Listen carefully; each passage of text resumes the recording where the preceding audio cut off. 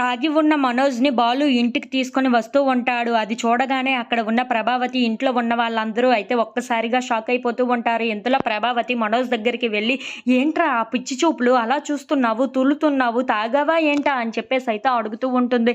ఇంతలో రోహిణి అక్కడికి వచ్చి, "ఏంటి మనోజ్, తాగావా ఏంటా నువ్వు?" అని చెప్పేసైతే అడుగుతూ ఉంటుంది. "అయినా నీకు అలవాటు లేదు కదా! ఎందుకు ఇలా తాగి ఇంటికి వచ్చావురా?" అని చెప్పేసైతే అడుగుతూ ఉంటుంది. ఇంతలో ప్రభావతి బాలు దగ్గరికి వెళ్లి, "ఏం మాట్లాడవేంట్రా? ఏం జరిగిందో చెప్పు నువ్వు" అని చెప్పేసైతే బాలుని అడుగుతూ ఉంటుంది.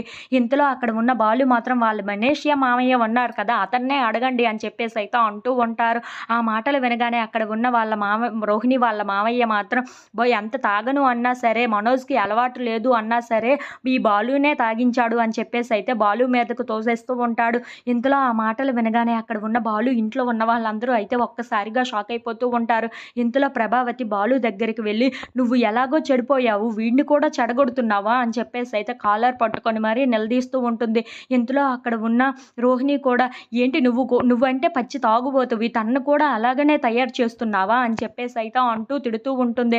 ఆ మాటలు వినగానే అక్కడ ఉన్న మీనా, బాలు వాళ్ళు అయితే ఒక్కసారిగా షాక్ అయిపోయి చాలా బాధపడుతూ ఉంటాడు. ఇంతలో అక్కడ ఉన్న ప్రభావతి మాత్రం చాలా కోపంగా బాలుని తిడుతూ ఉంటుంది. అది చూసిన షీల మాత్రం బాలు దగ్గరికి వచ్చి, "ఏంట్రా ఇలా ఇంటిని ఎలా తయారు చేస్తున్నావో నీకు అర్థమవుతుందా?" అని చెప్పేసైతే అక్కడ ఉన్న బాలుని చెంప మీద కొడుతూ ఉంటుంది. అది చూసి అక్కడ ఉన్న బాలు, మీనా వాళ్ళు అయితే ఒక్కసారిగా షాక్ అయిపోతూ ఉంటారు. ఇంతలో అక్కడ ఉన్న రోహిణి మాత్రం, "ఇలాంటి వాళ్ళని కొట్టినా, తిట్టినా ఏమాత్రం సిగ్గు రాదు" అని చెప్పేసైతే బాలు వైపు చూసి మాట్లాడుతూ ఉంటుంది. ఆ మాటలు వినగానే అక్కడ ఉన్న బాలు అయితే చాలా కోపంగా రోహిణి వైపు అలా చూస్తూ ఉండిపోతాడు. If you like this video, please subscribe.